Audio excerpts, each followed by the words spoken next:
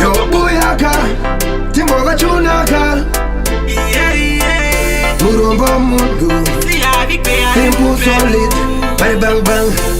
Yo kanda Murombo mundu Asiavike ari mupenyu Murombo mundu Asiavike ari mupenyu Awe chinengu ozake Asiavike ari mupenyu Aibereke mbuti yake Asiavike ari mupenyu Anita itamari pano hita disaster Mogoro ndi wansira muno ndi blaster Pachi ntimbo chekuwa kaimba moi plaster Nabuya katopinda pachi can foster Wano tina moine naru Zvakagara zvakadaro Sei muchindi daro Musandi daro Amudi kundiona kumafaro Unonditi ndine makaro Urombo munhu Asiavike ari mupenyu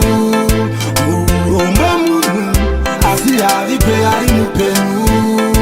Arove chinenguo zvake Asiavike ari mupenyu Aibereke mbuti yake Asiavike ari mupenyu Vanenge vachiti hauna kana baskoro Katamboke magetsi kana baudire ngoro Hauna chinu hautaure zvine musoro Togara tichingotongerwa chitororo Vanototi aurore Mukadzi yakanaka autore Ameno chinoita vandishore Vanoti ndiri murombo Asi murombo munhu Asiavike ari mupenyu Murombo munhu Asiavike ari mupenyu Arove chinenguo zvake Asiavike ari mupenyu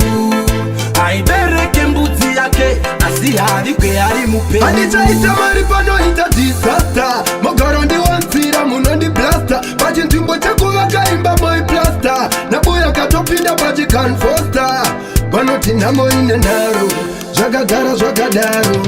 Sei muchindi daro Musandi daro Amudi kundiona kumafaro Unonditi ndine makaro Urombo munhu Asiavike ari mupenyu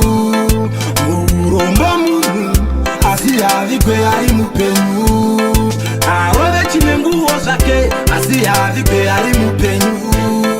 Aibereke mbuti yake Asiavike ari mupenyu Vanenge vachiti hauna kana baskoro Katamboke magetsi kana baudire ngoro Hauna chinu hautaure zvine musoro Togara tichingotongerwa chitororo Vanototi aurore Mukadzi yakanaka autore Ameno chinoita vandishore